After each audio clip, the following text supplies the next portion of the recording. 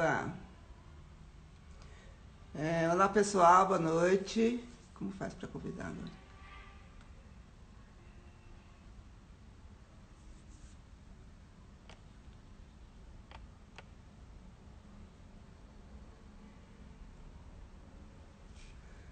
Deixa eu só acertar aqui para chamar o Riva, gente. Um minuto.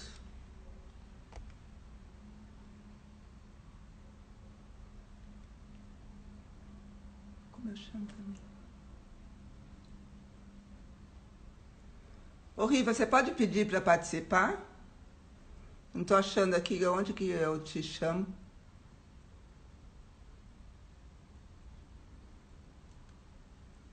Ao lado da janela dos comentários. Cadê a janela dos comentários?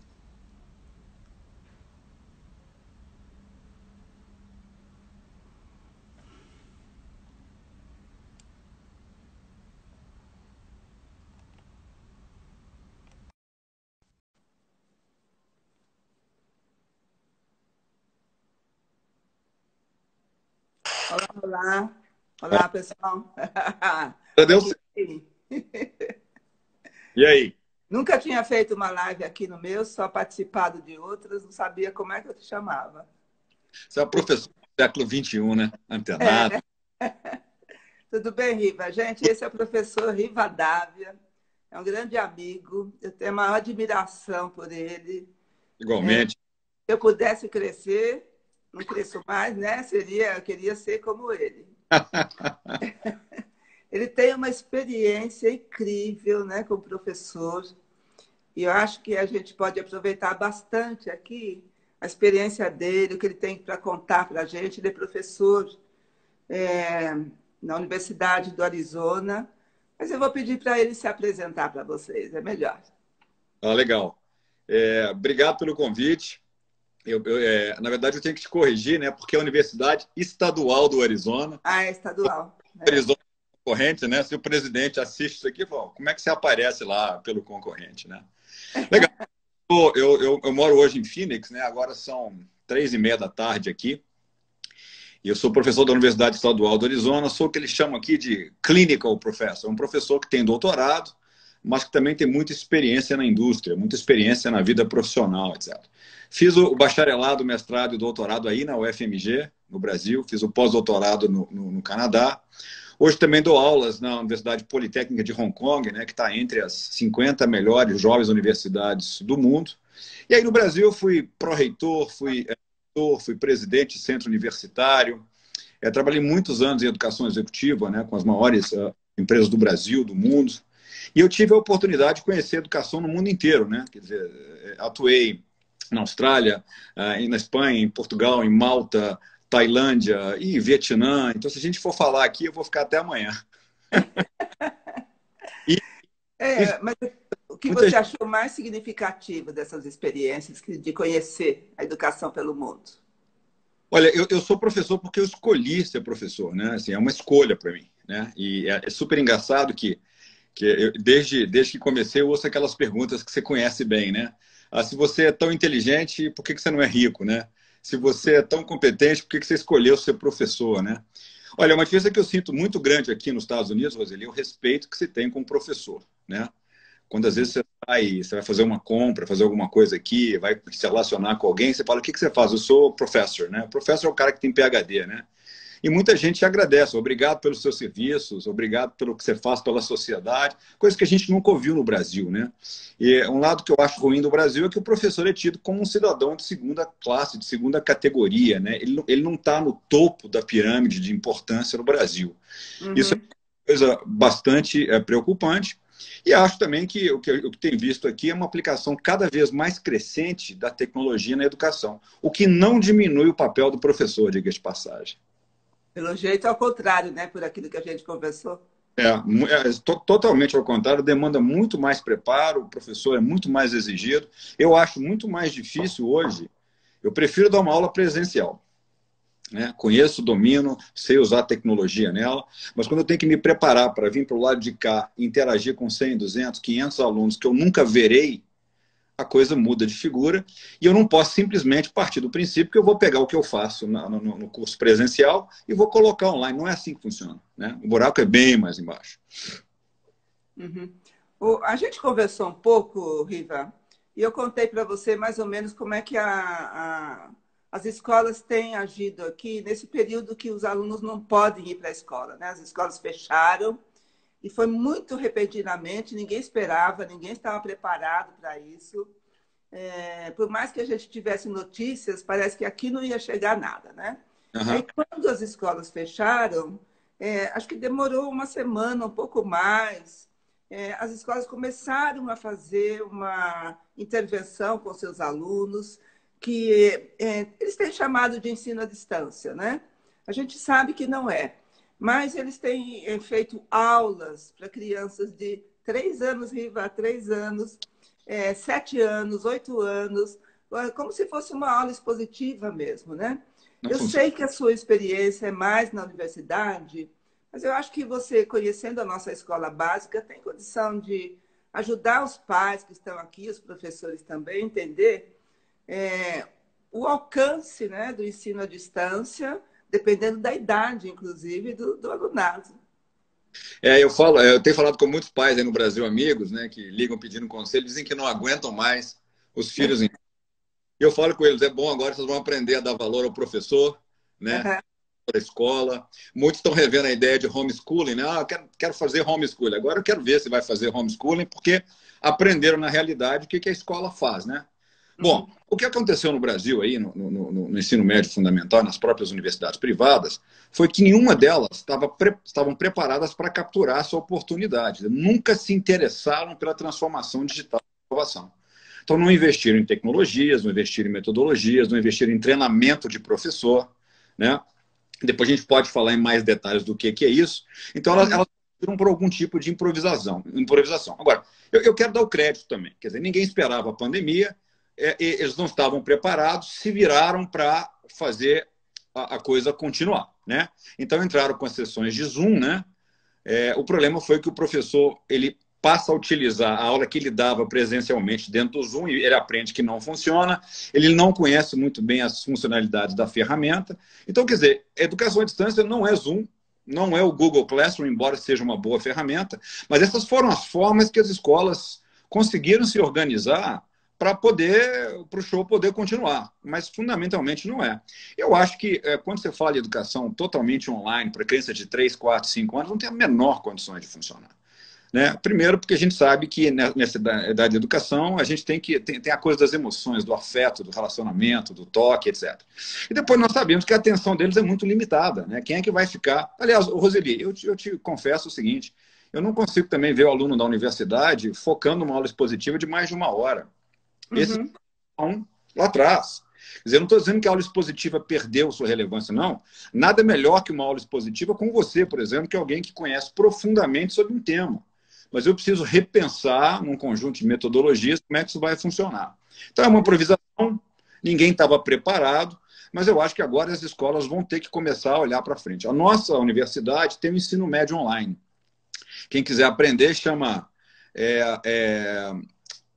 ASU Digital Prep. É uma high school ensino médio totalmente online, a gente não conhece os alunos, e esses alunos se graduam entre os melhores alunos dos Estados Unidos e são aprovados nas melhores universidades, não só na nossa. Então funciona, né? Agora, tem que entender o que é. Uhum. Mas eu acho que aí é que está uma questão bem importante, né? Nós sabemos que aqui no Brasil, muita gente, e principalmente muitas escolas e muitos professores, não tem uma opinião muito favorável ao ensino à distância. Mas é porque eu acho que aqui ainda a gente não conhece bem como é que se faz uma educação à distância, né? E Exatamente. talvez você pudesse contar um pouco para a gente. Conto sim. A gente não está na vanguarda de educação à distância, coisa que eu estou acostumado a trabalhar em Hong Kong, por exemplo, ou aqui na Universidade do Estadual do Arizona. A gente está há 10, 15 anos investindo nisso, a gente tem plataforma, a gente tem tecnologia, treinamento de professor, processo, apoio, etc. Então a gente pode, e a experiência de ter feito durante muitos anos para esse negócio funcionar. A nossa universidade aqui, a gente quer ser medido A gente fala de carta da universidade, é a nossa razão de existir. A gente quer ser medido pelo número de alunos que a gente inclui e não pelo número de alunos que a gente exclui, né? A gente discutiu isso outro dia. É fácil ser uma universidade top. Eu admito 50, coloco todo mundo para fora, como as melhores escolas de ensino médio de São Paulo, né? Eu quero os melhores e quero jogar o resto para fora, não me interessa. Então, eu estou preocupado com a inclusão e estou preocupado com o sucesso do aluno. Então, esse é um ponto que a gente pode voltar daqui um pouquinho mais para frente, é porque se você colocou alguém em educação online, como é que você vai se responsabilizar pelo sucesso desse sujeito? Essa é uma outra questão. Então, educação, eu vejo 3 modalidades de entrega no século XXI agora. A gente pode falar primeiro, a primeira modalidade é presencial, é imersão. Você está dentro do campus, dentro da sala de aula, né? Você está dentro lá do ensino, da escola do ensino médio. Então, o professor está em sala de aula, a aula acontece lá, e o professor pode usar tecnologias para tornar esse ambiente de aprendizado mais engajador, mais estimulante, mais criativo. Eu uso muito nas minhas aulas presenciais. Eu uso sistemas de votação, eu faço eles trabalharem com iPad, com smartphone, ou seja, eu falo muito para professor aí no Brasil, né? Não sei porque continuam me contratando, porque eu só falo coisas que desagradam, né? Eu falava com o professor isso, olha, a sua aula é desinteressante, né? Como é que você faz a sua aula ficar mais... Eles me perguntam o seguinte, como é que eu proíbo a internet na sala de aula? Eu falo, gente, a pergunta está errada. A pergunta é o contrário. Como é que você traz a tecnologia e como é que a internet, o que os seus alunos estão conectados para dentro do seu ambiente de aprendizado? Então, essa é uma modalidade, é o presencial. Há uma segunda que a gente está chamando de, a gente chama aqui de sync. É uma aula online ao vivo, que é síncrona, né? Por exemplo, você pode usar o Zoom para dar uma aula ao vivo online de formato síncrono. Então, essa também é uma outra modalidade. Eu dou aula ao vivo, mas eu estou usando ferramentas de transmissão de forma síncrona. Nós vamos ver depois em tendências que a Microsoft, por exemplo, já fez aí o chamado para tecnologia de hologramas, né? Que é espetacular. Muito bem. Você tem uma terceira modalidade, que são a educação totalmente à distância e síncrona. Ela é sob demanda, quer dizer, o aluno vai tomar as rédeas, ele tem um prazo para cumprir, mas ele vai decidir quando é que ele vai, então, assistir os vídeos, fazer as interações, ver os exercícios, trabalhar com o grupo dele. Então, são 3 modalidades. Quando me perguntam assim, qual irá vingar no futuro? Não é que uma vai ser melhor do que a outra, é que a educação do futuro será híbrida. Nós combinaremos esses vários formatos. Nós vamos ter momentos totalmente online, assíncronos, nós vamos ter momentos ao vivo, online, síncronos, e vamos ter momentos presenciais. Então, assim, e muitas das vezes a gente tem que entender que tem muita gente que não pode pagar pela educação presencial cara, né? Quer dizer, não é para todo mundo. E se a gente pensar que no Brasil, olhando os dados do PISA aí, nós temos crianças que não estão na escola, e também a gente já sabe que o Brasil não vai dar conta de construir stand de escola, stand de universidade para atender a demanda, pensar em escala e pensar em educação à distância em qualidade é nosso dever, né? Então, essas são as 3 modalidades que a gente pratica aqui. Nós temos 150 cursos de graduação, mestrado e doutorado totalmente online. São 25 mil alunos e temos mais de 55 mil alunos online hoje. E o nosso sonho no futuro, aquilo que eu também imaginava e advogava aí no Brasil, Roseli, é o seguinte, né? Imagina na faculdade. A gente lembra quando a gente fez faculdade, né? Nos últimos 18 meses, a gente não queria estar no campus mais. A gente queria ir para o mercado de trabalho, queria ter um emprego, a gente queria aprender fora dali. Então, imagina se você tivesse a possibilidade, ao longo da tua formação, por exemplo, no ensino superior, de fazer 1 ano e meio no campus, de fazer 6 meses online ao vivo e de fazer o resto do curso, seu último ano, totalmente à distância. Então, é preciso entender essas questões e a gente não conhece para valer o que é educação à distância no Brasil, por isso que a gente mete o pau. A gente mete o pau àquilo que a gente não conhece. Não é isso que está acontecendo aí, não é Zoom, não é colocar PowerPoint na internet. Uhum. Quando você chegou aí, você já tinha experiência em educação à distância? Não. Eu tinha experiência de usar, de sempre fui muito curioso como professor e de querer melhorar a minha própria sala de aula. Então, eu aplicava diversas tecnologias e eu me permitia experimentar. Nada vai acabar com a criatividade do bom professor. Então, se você é bom, é criativo, se você é bom presencialmente, você vai ser bom em qualquer outra modalidade, porque você vai... Né? A gente tinha uma amiga em comum, Elivane, que dizia que o professor tem que ser um pensador do seu ofício. né? Eu tenho que refletir sobre a minha praxis de professor. Então, eu sempre me pergunto como é que eu posso tornar o meu ambiente de aprendizado mais instigante, mais criativo, mais engajador e mais interessante. Né? Eu recebo aqui as avaliações de final de semestre. É engraçado que eu fui para um online com umas turmas presenciais e eles não sentiram a menor diferença. Né? Então, deu um aumento para ele. Ele merece um aumento. Ou seja, então, assim, agora é preciso aprender. E aprender dói, né? Dá trabalho. Você tem que... Então, eu sabia, porque era curioso, usava aplicativos de celular, usava internet e tal, mas eu cheguei aqui e fui de cara dar um curso de MBA, que aqui é mestrado mesmo, né? Totalmente online para 180 alunos. Apanhei desesperadamente, tive que aprender rapidamente. Agora, aprendi um monte de coisa que eu não sabia. Né? Por exemplo, eu estou vendo aqui os alunos, eu acompanhei isso do ensino médio que a gente tem. Eles estavam aprendendo lá sobre, não sei se era limites e derivadas, e o professor acompanha um painel em tempo real e vê os exercícios que os alunos do ensino médio estavam errando, terceiro ano, né? O professor então observou que de 5 questões ninguém conseguia resolver, e 85% dos dados mostravam que não aprendia. O que o professor fez? Ele entra, grava um vídeo automático, explica aquelas questões, o feedback está ali em tempo real. Então, esse é um exemplo mínimo, ínfimo, do que você pode fazer com a educação à distância. Agora, os professores têm que ter disponibilidade para aprender, e as escolas, né, sejam privadas ou públicas, escolas privadas principalmente, têm que investir em capacitação de professor. Não adianta achar que o cara vai acordar amanhã, ó, eu sei tudo sobre educação à distância. Cheguei, aprendi em Hong Kong também, que já estão muito avançados. Para você ter uma ideia, em Hong Kong, os alunos, se eles estiverem atrasados, eles já acompanham a minha aula pelo celular dentro do metrô. Olha. Né? Assim, depois a gente pode falar também porque que eu acho que essas soluções têm que ser amigáveis para todas as tecnologias, porque tudo quanto é jovem hoje, inclusive na periferia, tem smartphone, né? Pode não ter outras coisas, mas smartphone eles têm. Então, eu sei que eu conheço você, eu sei que você é curioso, que você vai atrás, que você aprende. Agora, pense um professor aqui no Brasil, como é que ele se prepara para melhorar, pelo menos um pouco, né, o ensino dele à distância? A escola tem uma responsabilidade, e qual é a do professor, pessoalmente, na busca disso? Como ele busca isso? Como é que você se formou aí para o ensino à Bom, distância? essa questão, a primeira questão é a seguinte: a universidade tem políticas aqui. Né? Eu não posso chegar um professor que deu aula a vida inteira no presencial e me habilitar para dar aula online no mestrado, no doutorado. Então, a universidade tem um programa obrigatório, que é o nome dela é Master Class for Teaching Online, é uma aula magna, master, para você dar aula online. E eu tive que fazer um curso de mais ou menos 48 horas online. E engraçado, né, que a gente que fez doutorado, fez pós-doutorado, tinha que fazer prova.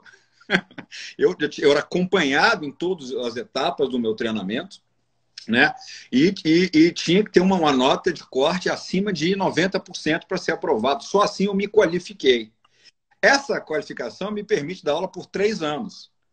Quer dizer, eu tenho que fazer nova qualificação daqui a 3 anos, ou, durante os 3 anos, eu voluntariamente vou acessar o menu de treinamentos que a universidade oferece para poder me qualificar.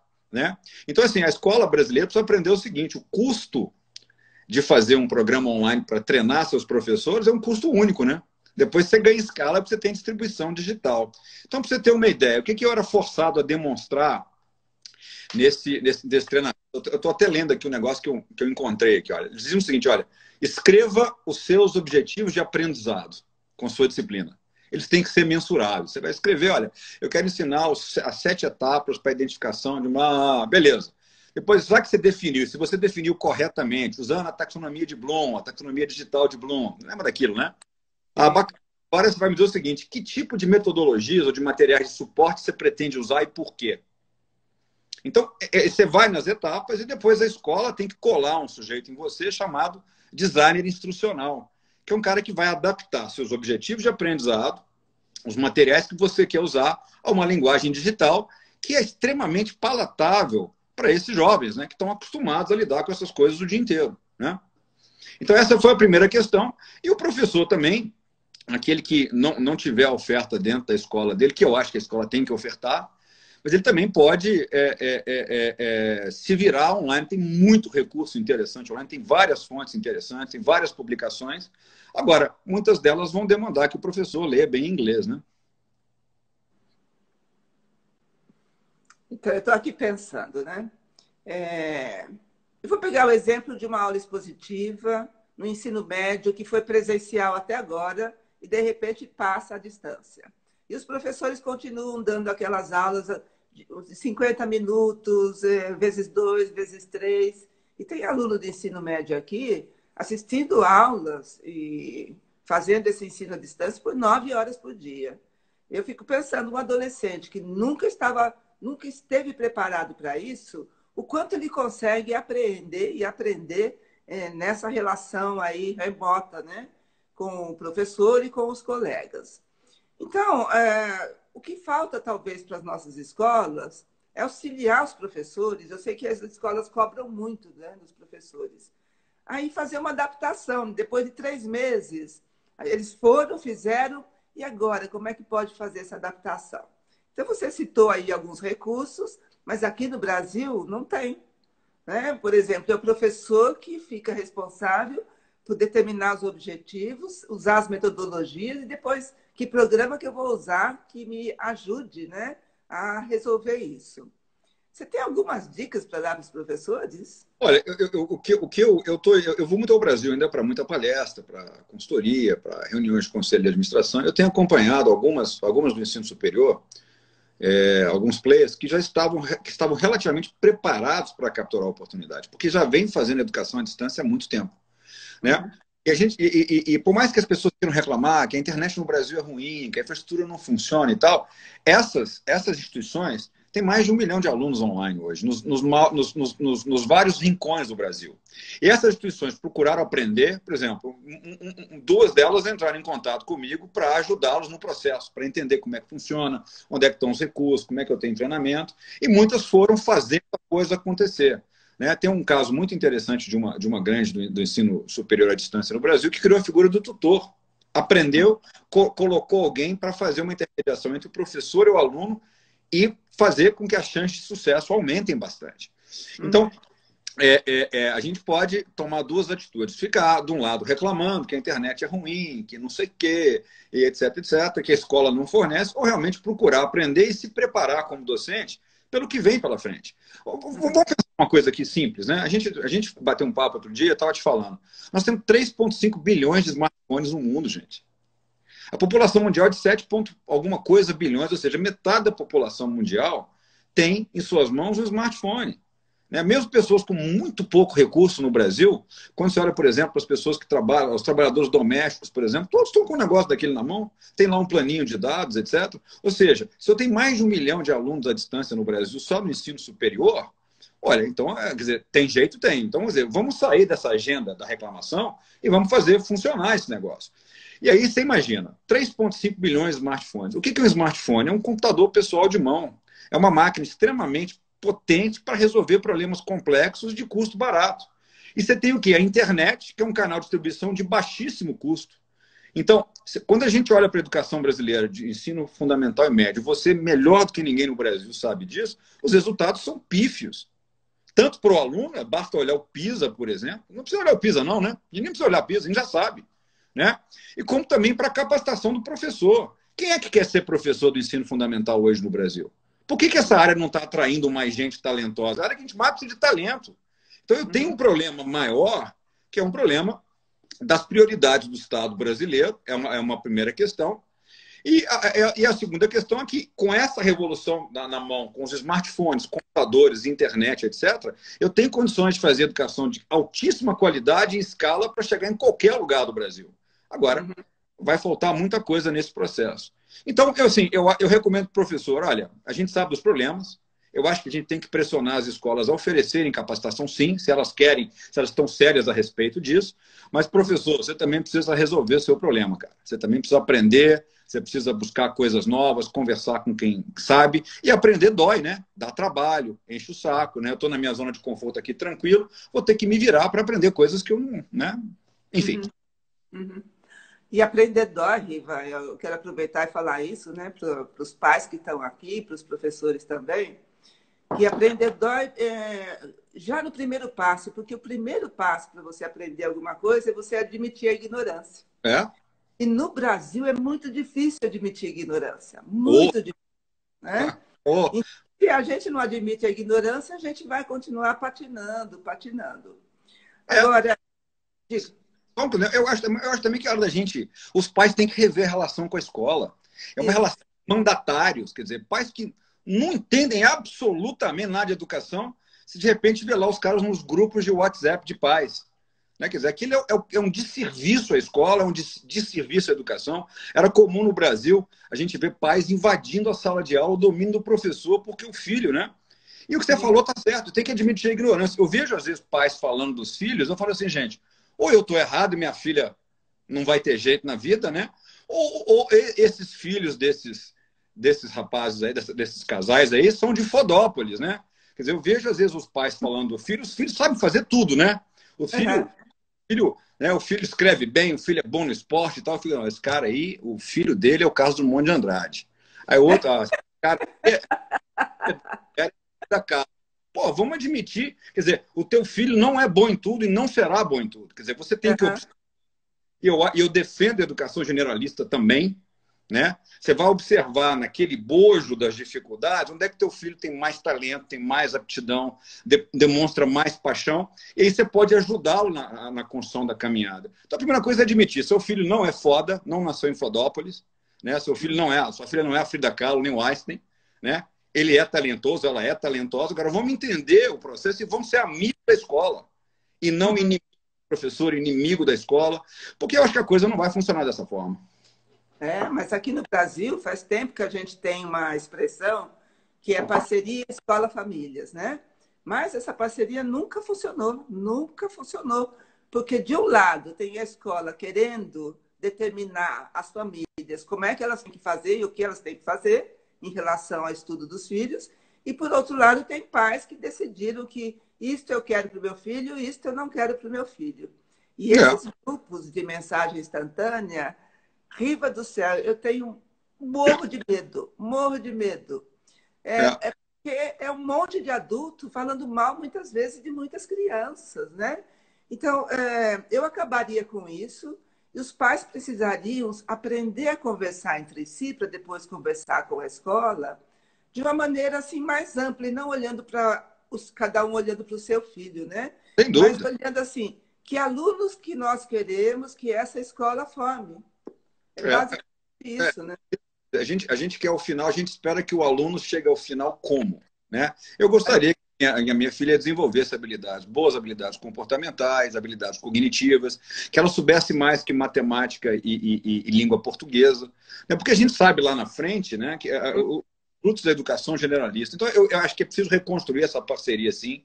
É preciso acabar com o negócio de pai criticar o professor porque o filho está tendo dificuldade. Ele vai ter dificuldade. Eu tive dificuldade, você teve dificuldade.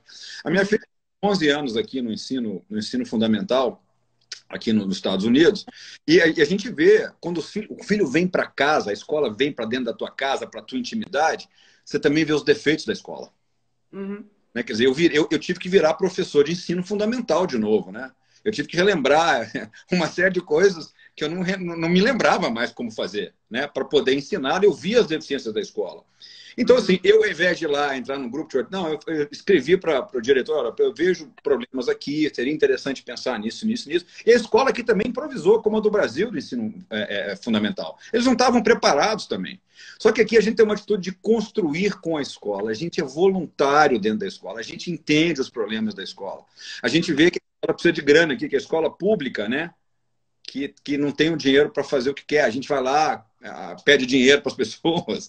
A gente tem uma construção muito crítica com a escola, mas criticar é dizer o seguinte, olha, isso aqui é muito legal, né? Isso aqui funciona. Mas aqui nós temos que conversar e melhorar. Porque você conhece alguma escola perfeita? Não existe, né? Conheço, né? Não conheço. Deixa eu fazer uma pergunta impertinente. Mais uma, né? A tua filha passou por aqui. Ela te aceitou como professor e assim... Não, de jeito nenhum. Deixou de lado o pai? Não, ela inclusive jogou a minha autoestima no chão. Eu que me achava excelente professor, né? A gente ensinar a filha é muito difícil, né? Porque tem outras emoções no meio do caminho, né? Isso. seja didático, tranquilo, paciente, chega uma hora que não é você. O que, que eu acabei fazendo? Eu tinha uma aluna aqui na universidade, muito esperta, uma aluna, primeira geração na universidade, pais mexicanos que imigraram ilegalmente para cá, ela nasceu aqui, é cidadã americana. Eu sempre via muito antenada, muito esperta, excelentes perguntas e tal. Ela me pediu uma carta de recomendação, eu falei, mas o que, que você vai fazer? Eu vou terminar um mestrado em administração, eu vou ser professor do ensino fundamental. E a mãe falou, que legal, por que escolheu isso? Aí me explicou, totalmente vocacionado. Eu dei a carta de recomendação, ela foi aceita. Eu liguei para ela e falei, olha, eu estou precisando da sua ajuda aí, eu vou comprar umas aulas particulares para você acompanhar a minha filha nesse momento da pandemia. Foi fenomenal. Mas ela, não só ela não aceita, mas como eu também, Roseli, eu trabalho muito a ideia de que eles têm que ter iniciativa e independência, né? Ah, papai, eu não consigo resolver isso aqui, ó. Se vira. Uhum. Mas ela tem que descobrir formas de resolver os problemas desde agora, né? Mas assim, não é fácil ensinar filho, não. Pois é, eu queria que você desse esse depoimento. Queria que você desse esse depoimento, você já tinha me dito isso, né? Porque muitas mães e muitos pais estão desesperados porque eles vão até com boa vontade, né, para ajudar o filho. Primeiro é preciso tutoriar os filhos para ele ficar assistindo a aula lá e não se distrair na casa. O professor não vê o que está acontecendo na casa, então não pode ficar chamando atenção. E aí os pais ficam frustrados porque não conseguem ensinar o filho. Mas é que filho é filho, né? E aluno é aluno. E o aluno pede um professor. Tem um conto do Coni, que é maravilhoso, que ele diz que ele nunca tinha estudado e que ele precisava fazer o exame de admissão para o seminário, né? Lá nos anos 30, se não me engano. E aí o pai resolveu ser professor. E aí o pai fez um enquadre escolar, pedagógico, né? Olha, você vai estudar de tantas a tantas horas, vai vestir o uniforme tal, vai trazer merenda e a aula vai ter objetivo tal. Então, assim, ele fez todo o enquadro pedagógico, coisa que a gente não consegue fazer hoje, né? Eu me lembro também do Mark Twain, né? O Mark Twain dizia que com 12 anos ele achava o pai dele a pessoa mais ignorante do planeta, né? 8 anos ele ficou impressionado em ver o quanto o velho havia aprendido nos últimos 6 anos, né? Endurecer, né? Quer dizer, você vai ver que seu pai sabia muito mais, mas que você ainda não estava preparado para aceitar aquela condição. Mas eu acho muito difícil, principalmente pais que não estão preparados e treinados, para que eles possam assumir o papel de um professor, né? Como é que você vai explicar a fórmula de Bhaskara para um aluno de 11, 12 anos? Como é que você vai em equações, monômios, polinômios, álgebra, quer dizer, coisas que você não se lembra. Concordância nominal verbal da língua portuguesa, né? Assim, eu acho que também os pais estão entendendo a escola, eles vão ter a oportunidade de aprender com as deficiências da escola e com as virtudes dela também, mas eu acho que eles vão valorizar os bons professores. E a gente já falou disso também, né? A gente precisa parar de achar que todo professor na carreira da gente vai ser o cara excelente. Não é assim que funciona, né? Eu te perguntei outro dia, né? Na sua carreira como aluna, quantos professores se parou e falou assim, uau, que aula extraordinária. A cada 10 vão ser o quê? Um ou dois. É isso, é no mundo inteiro assim. É aqui nos Estados Unidos, é na Ásia, ou seja, a cada 10 professores que você vai ter, 2 caras vão ser extraordinários, você vai lembrar pro resto da vida. Você vai ter 6 caras, você vai falar assim, legal, beleza, né? Okay. E tem 2 lá que não poderiam estar fazendo aquilo. E a expansão do ensino privado no Brasil trouxe um problema. A gente não tinha uma oferta de professores preparados, né? Então eu comecei a atrair para a escola gente não vocacionada, não preparada para dar aula. Né? O que você é? Eu sou contador de manhã e à noite eu vou dar umas aulinhas. É complicado. Então a gente começa a entender a escola, começa a entender o que é um currículo, o que é o percurso formativo do aluno, né? O que é a capacitação de professor. Né? A gente começa a entender melhor o que é a escola e para de falar bobagem no WhatsApp. E outra coisa, Roseli, coisa que você dedica e sabe muito mais do que eu. Quem é o jovem brasileiro hoje? Quem é o jovem brasileiro pobre no ensino fundamental e médio? Então, assim, eu fico muito, muito chateado quando eu vejo o discurso inflamado contra a educação à distância, porque é gente que não se colocou no lugar da grande massa de alunos do Brasil de classe C e D. Quando eu era reitor, eu também não conhecia a realidade desses caras. Eu fui para lá, eu só trabalhava com educação de elite para executivos, né? Aí eu fui conhecer lá um aluno, e acabei, foi um episódio muito engraçado, não tinha professor, o professor não aparecia para dar aula nas primeiras semanas. Passei lá na sala a terceira semana, resolvi ligar. Professora, eu sou o reitor Rivadavia aqui, eu estou aqui. A senhora não está escalada para dar aula aqui. A terceira semana a senhora não apareceu. Ela me falou assim, ó, reitor, é que nas primeiras semanas não acontece nada, né? Eu falei, ó, já tinha ouvido isso de aluno, de professor, é a primeira vez que eu estou ouvindo, nem preciso vir mais, não precisa vir mais. Entrei e conheci o aluno. Eu descobri o seguinte, esse aluno, ele acorda às 4h30 da manhã, pega um ônibus lá na periferia, vai para o trabalho dele, gastar 1h30 de transporte público. Aí ele trabalha 8 horas, pega um ônibus, vai para a faculdade, mais 1 hora. Depois ele faz a faculdade a noite inteira, aí ele pega o ônibus para voltar para casa mais 1 hora. Ou seja, 3h30, 4 horas do dia desse aluno foram passadas resolvendo problemas de mobilidade urbana. Então, na pior das hipóteses, a educação à distância para esse cara economiza 4 horas do dia dele, que é a coisa mais valiosa que você tem, que é o tempo de vida. Isso. A gente não pode pensar em educação com uma ótica elitista. Tem que educar a grande massa do Brasil, senão o Brasil não vai chegar em lugar nenhum. Então, assim, eu defendo porque eu me coloco no lugar e conheço a realidade desses caras que muitas vezes que chegam na universidade são os primeiros da família a se formarem, que nunca andaram de avião. E, mas passagem de avião é barato. Barato para quem, criatura? Né? Então, a hora que você começa a entender essas questões, fica mais fácil a gente falar, opa, educação à distância pode resolver muito problema para muita gente, não para alunos de 7 anos de idade. Isso. Mas o raciocínio brasileiro, você chegou até a falar isso, né?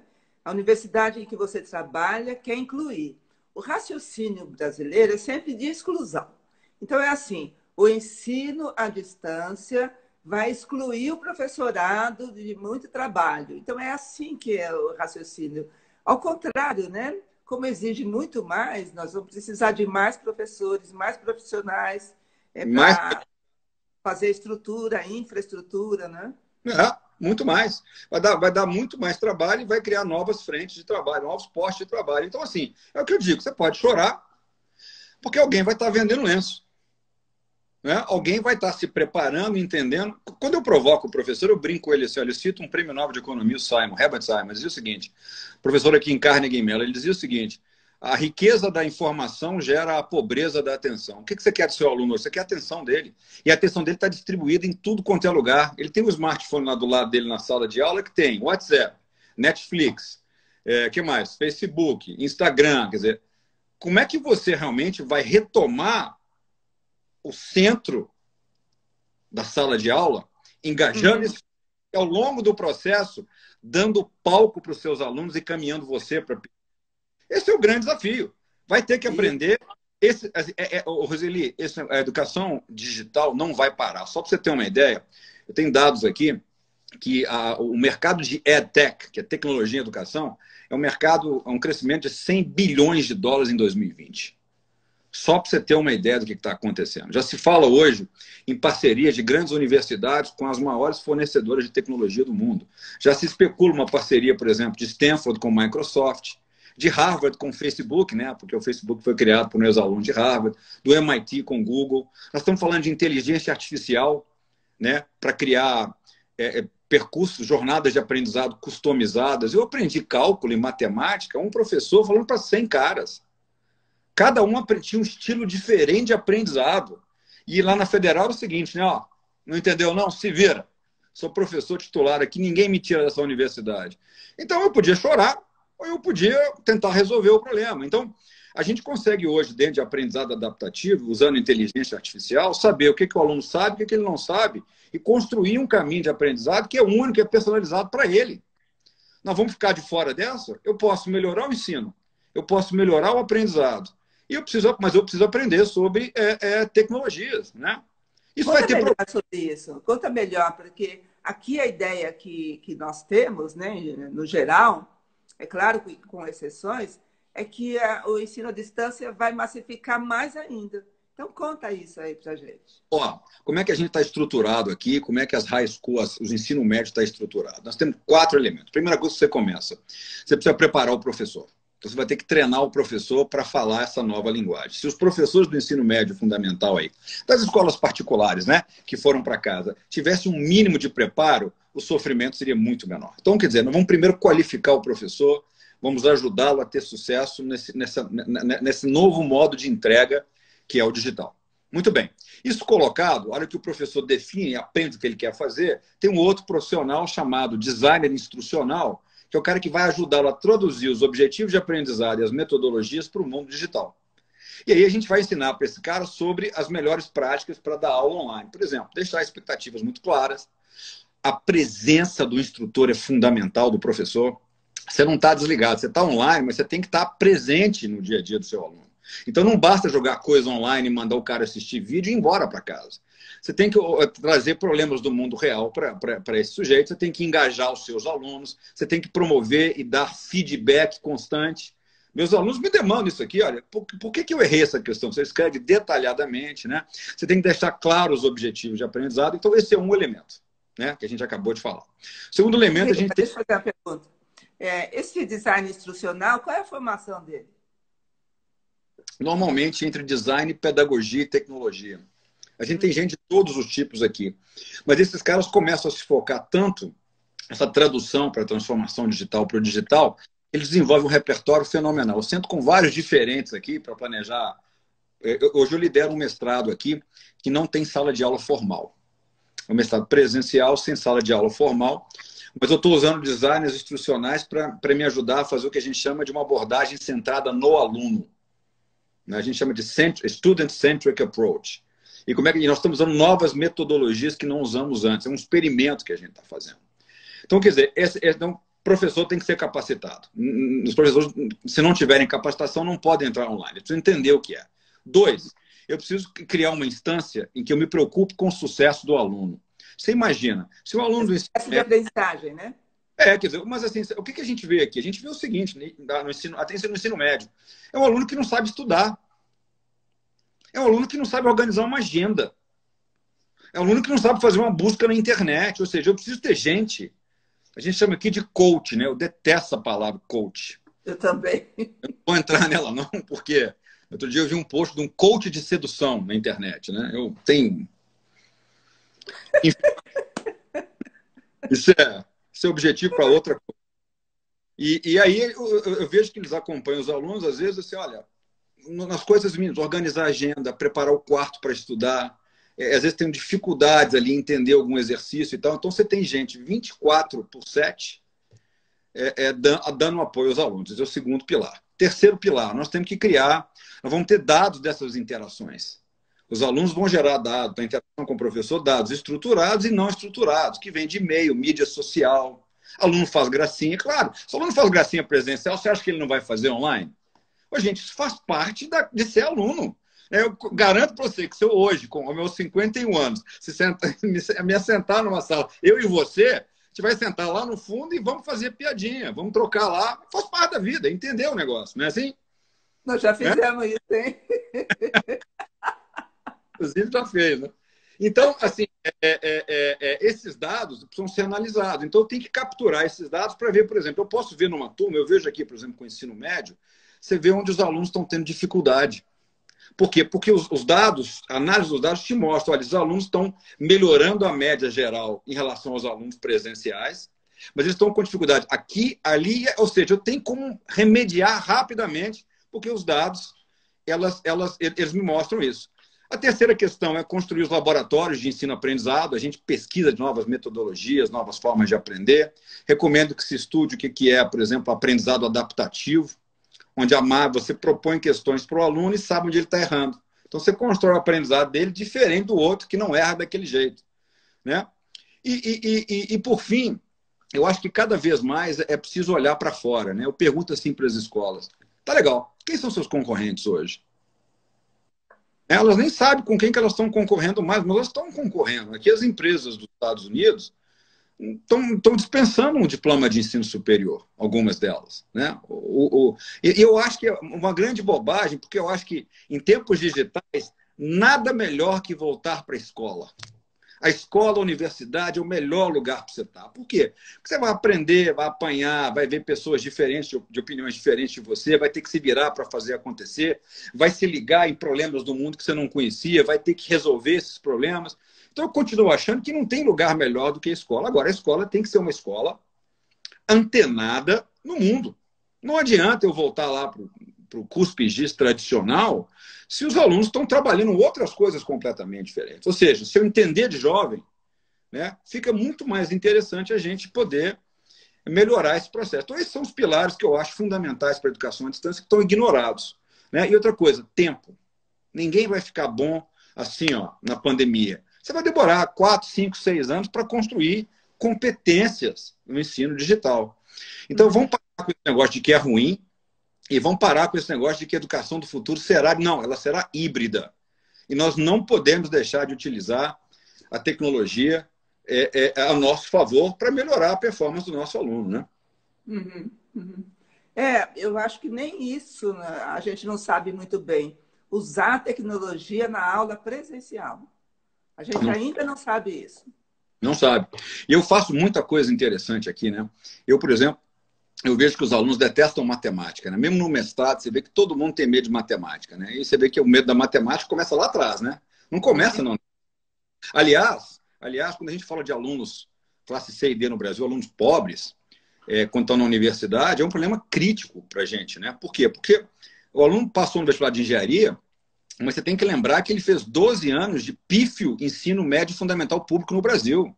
É o aluno que precisa aprender derivadas integrais, já devia ter aprendido e não sabe resolver um logaritmo, uma equação logarítmica. Não sabe falar português, não se expressa bem no vernáculo, não interpreta um texto.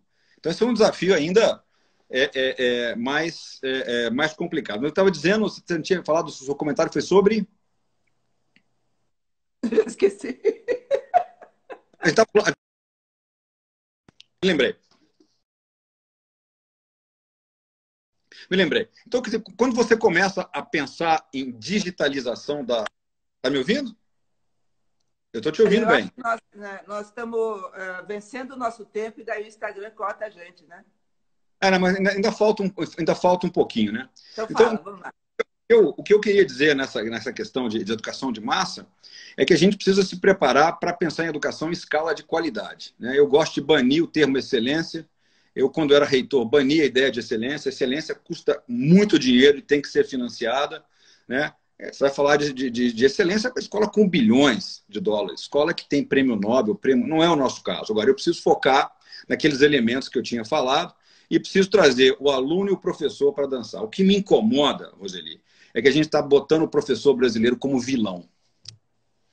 Né? E isso a gente não pode aceitar mais, porque que sociedade que vai sobreviver sem gente vocacionada, sem gente com vontade de ir lá e mudar o mundo? E eu não vejo que o nosso professor hoje tem essa vontade, porque é mal pago, ele sofre assédio dos pais, ele sofre violência física, ele não tem recurso para fazer nada, ele não tem dinheiro para poder comprar um livro, para ir ao cinema. Ou seja, é muito difícil uma sociedade onde o professor é um sujeito, né?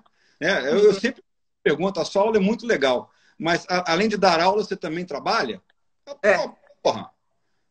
Tal de brincadeira, quer dizer, o que vocês estão achando que é um professor na sociedade?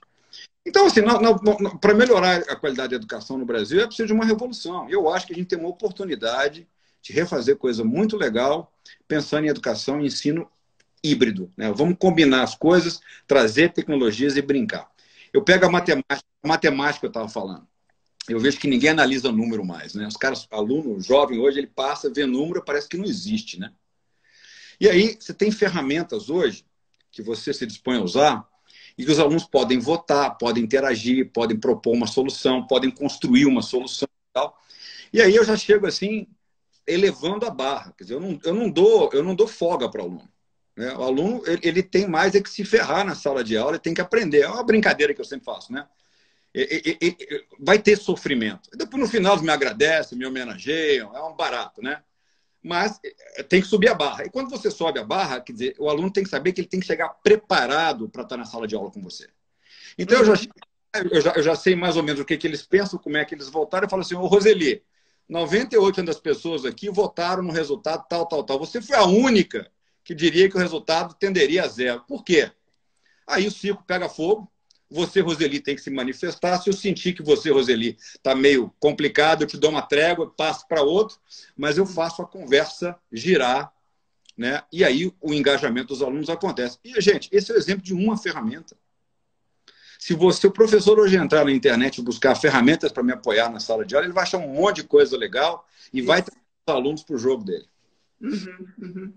Então, é aí que falta, talvez, o conhecimento da cultura juvenil, né? Não se trata apenas da gente saber as músicas que eles gostam e filme. Não é isso, gente. Eles têm um conhecimento do mundo digital, né? É incrível. Eles usam muitas ferramentas que estão por trás, né, dos jogos deles e eles conseguem decifrar isso. Agora, a gente precisa fazer isso e precisa conhecer a cultura juvenil, né? Sem dúvida, precisa aprender sobre jovem, né? Eu sempre que, assim, eu até brinco, né? A música é horrível deles, né? Mas meu pai também achava a minha música ruim, né? A gente é prisioneiro estético de uma certa determinada época da vida, né? Mas eu preciso aprender o que eles ouvem, o que eles pensam, o que eles usam, né? E muitas vezes o professor tem medo, né? Eu me lembro de uma piadinha que existia na universidade, que era assim, dois mestrados, 5 doutorados, 7 pós-doutorados e não sabe ligar o data show. E às vezes eu estou dando aula e me embanando lá, falando assim, alguém sabe usar aqui como é que faz a interface do iOS para tal? O aluno vem numa boa. Assim, não é problema não saber, né? O problema é saber e não querer aprender ou não perguntar. Exato. E se você fuçar, eu gosto da palavra fuçar, a língua portuguesa é uma maravilha, né? Eu estou com o Fernando, né? A minha pátria é a língua portuguesa, né? Quando me perguntam de onde é que eu sou, eu falei, eu sou da língua portuguesa. Uma coisa importante é que muitas vezes você tem que descobrir quem hoje é o seu aluno, quem são os pais, quem são os concorrentes.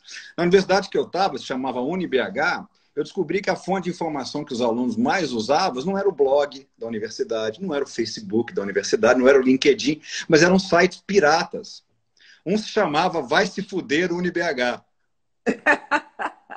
Né? E o outro era o UniBH indelicado. Vamos fechar, que fechar. Vamos aprender com esses caras. E tinha coisas absolutamente tão criativas dos alunos que eu brincava assim, se vocês descobrirem quem são esses caras, contratem. Né? Mas é isso mesmo. As escolas têm uma mania de, ao tentar entender como é que ela está funcionando, ela chama os melhores alunos e quer ouvir a opinião deles, né? Tem que chamar os piores alunos, que eles são os melhores críticos da escola. Eles são criativos, eles fazem esse tipo de coisa. Por quê, né? Porque a escola represa tudo, a criatividade deles, o protagonismo dele. Ele tem que estar no palco, como você falou, né? Eu acho que tem palco. Agora, não é palco para qualquer coisa. Você tem que construir o trabalho e depois dar o palco para o cara na hora certa para ele se expressar. E o professor vai ficar surpreso de ver quanta coisa legal vem, mesmo dos mais indisciplinados, dos interessados. Eu não vejo a minha filha hoje aqui nos Estados Unidos altamente interessada na escola. A escola é desinteressante. Eu tento criar e mostrar e como é que se aplica e tal, mas a escola, de uma forma geral, vai ter que se reinventar. E nada como entender de jovem e falar ali. Eu procuro muitos estudos aí. Eu achei há pouco um estudo muito legal sobre jovem brasileiro favelado, se não me engano, do Zé Roberto Mendonça de Barros, em que mostra uma realidade que a gente não conhece. Né? Então, assim, eu não consigo pensar como jovem, Roseli, eu não sou mais jovem. Toda vez que eu pensar como jovem, eu penso no Rivadavia com 18 anos. De ter esse Rivadavia de novo. Né? Mas assim, eu tenho que entender, eu tenho que procurar, eu tenho que ouvir o aluno, né? E entender que o aluno também tem que ser protagonista. O bom professor, ele é protagonista, mas ele sabe renunciar ao protagonismo de aprendizado. Eu acho que é uma questão fundamental para a gente levar o... Antes que cortem a gente, eu quero super te agradecer, né, a sua presença e você ter aceitado o meu convite. Para mim foi assim uma alegria. E tem gente aqui pedindo, Riva, são professores, pedindo aqui se você tem alguma dica para dar de onde eles buscam, no Brasil, em língua portuguesa, né, conhecer mais a respeito desses programas todos que eles podem usar na distância. Eu vou fazer o seguinte, eu vou mandar para o teu e-mail links de sites no Brasil e de sites aqui nos Estados Unidos para os professores começarem a dar uma olhada e pesquisar. Escolas interessadas em aprender mais e nos visitar aqui, também é um prazer a gente receber. A gente recebe gente do mundo inteiro para mostrar o que a gente faz. E a gente não quer vender nada, inclusive. A gente recebe porque a gente também quer mostrar que a gente é referência naquilo que a gente está fazendo, né? E o meu sonho para o Brasil é o dia que as nossas escolas tiverem laboratórios de ensino-aprendizado, né? A gente tem um tempinho ainda, uma coisa mais legal que a gente fez uma vez foi falar assim, ó, professor aqui na nossa escola, na minha escola que eu sou reitor, não é inimigo, tá? O professor é aliado.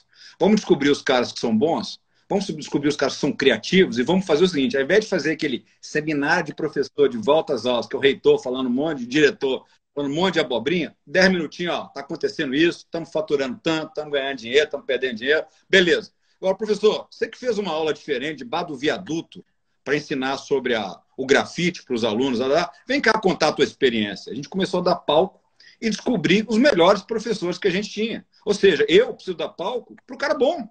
Isso. Para que ele possa se tornar melhor e para as pessoas que vejam esse cara no palco possam se inspirar e queiram ser melhores, né? Então, bom professor é criativo, é curioso, é chato, né? Você administrar um professor desse na universidade é um pé no saco, desculpa a expressão para o horário. Mas é. Mas, né, você não acha talento facilmente, não. E escola que demite professor por tempo de casa, porque tem que pagar muito com o quinquênio, mostra que não entende absolutamente nada de educação. Tem que demitir professor ruim. Agora, com 10, 20, 30 anos de casa que são excepcionais, são difíceis de entrar, né? E a expertise deles deveria estar sendo compartilhada e não eliminada por uma bobagem dessa. É bom isso que você disse, né? Eu quero até marcar isso para os pais que estão aqui. Gente, o bom professor é aquele que exige, que cobra, que dá, que oferece, né? É aquele que o seu filho vai reclamar, nossa, mas ele me dá muita coisa, ele está exigindo demais. Esse é o, né? E como você disse, eu passei por essas experiências também, igual a você. Depois que a gente vai e exige o máximo deles, e eu tenho a impressão que no Brasil a gente tem exigido o mínimo deles, né? Aí eles convidam a gente, né, para Paraninfo. É isso um aí. reconhecimento. Foi chato, mas foi bom, né? E sabem seu nome, né? Eu acho que para um professor, interessante, depois de 20 anos, se o cara não lembra o seu nome, tem alguma coisa errada, né? Eu não sei se é porque eu me chamo Rivadavia, né? É difícil esquecer o nome, né? Mas todo mundo sofreu. Até eu vi um rapaz, o Arlen, que foi meu aluno de mestrado, escreveu aqui, ó, sofri demais, mas aprendi muito. É isso aí. Não dá, educação é prazer e dor, né? E se não tiver dor, se for só prazer, tem alguma coisa errada. Não está tendo educação, não está, né? Exato. É isso aí. Beleza. Super agradecida pela tua presença aqui. Eu acho que eu falo em nome de todo mundo aqui. E vinhos. Um super beijo para você, para vocês todos. Então, a gente fica devendo para vocês essas indicações de sites. Tá bom? Tá bom. Tchau, Riva. Brigadão. Beijo, tchau.